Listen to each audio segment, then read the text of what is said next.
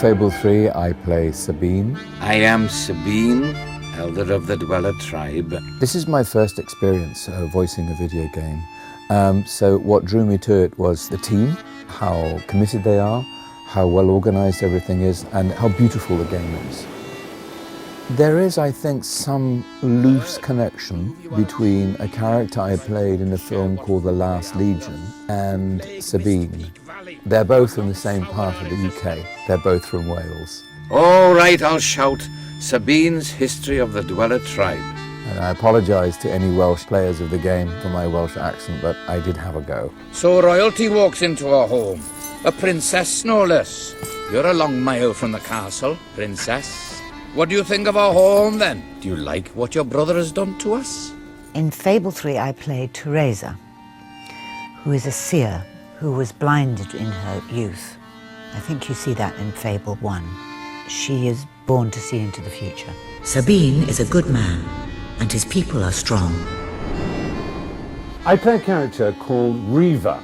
He's a kind of, I don't know how you describe him, a foppish, debauched ruin of a rake of a piratical libertine. I wouldn't call him immoral so much as amoral. He has no morality whatsoever. He doesn't even have a concept of morality. These pitiful men are not a patch on my old bloodstone pirates. Oh, how I miss them sometimes. There's always something stylish about being utterly wicked. Hey, Master Weaver, you think anyone will actually get this perfect score? No need to get restless, sweetheart. Barry Hatch is here to take care of you. Fancy a quick jig?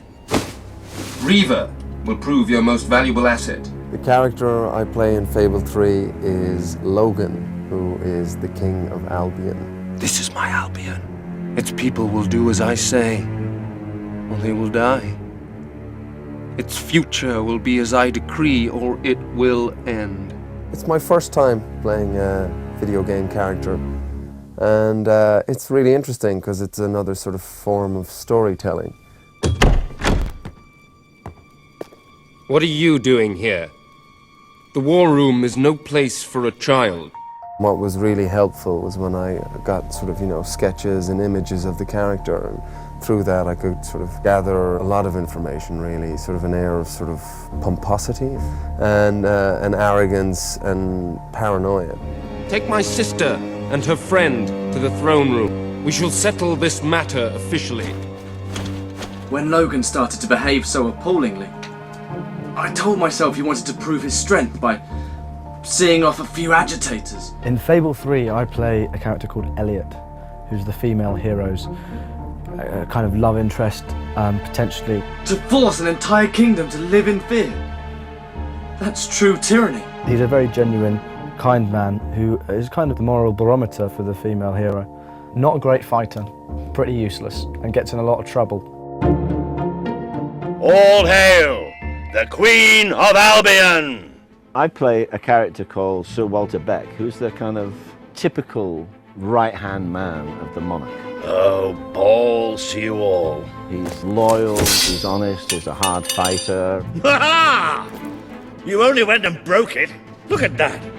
Am I a great teacher or what? He's everything that a king would want, just here. Blocked! Stick that up Logan's pipe and smoke it. In Fable III, I am playing the part of Ben Finn, who is a sort of rapscallion, soldier-cum-adventurer who, had a difficult life. He grew up on the wrong side of the tracks, didn't really want to. He's always been quite a moral guy. He's always been kind of wanted to do the right thing, but was just dragged back into criminality again and again. But eventually, he joined the Royal Albion Army and sort of became this sort of, the guy he wanted to be. Ow! It's like being hit by a frozen sock! I played Jasper, who is the butler at the Royal Palace, and he was originally butler to the king who's gone all wrong. And now he is the great and faithful and loyal attendant on the young fellow who's going to become the hero, or the young girl who's going to become the heroine. You've a new mask, an exciting mix of daring and dashing. A bit like my first cat, Simon. I think people often wonder whether an actor is using himself in a character, and I think the answer is, to some extent, he has to. One of the things that's missing from a lot of video games is good writing and good voice work. I mean, they require that. It's just because they're video games doesn't mean they don't require the same attention that movies do, or television, or what have you.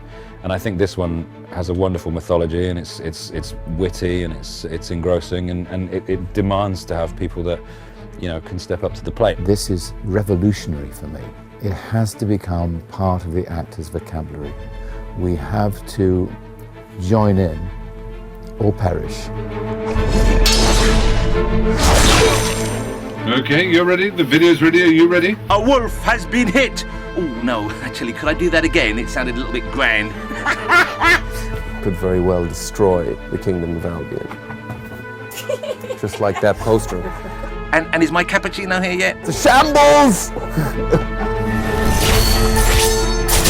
My advice to anyone who wants to play this game and win and overthrow Logan and be a good leader is to be yourself. Don't try and second guess. Don't try and think, oh, I wonder if the game wants me to do this or the game wants... It's not about that. It's about you, the player.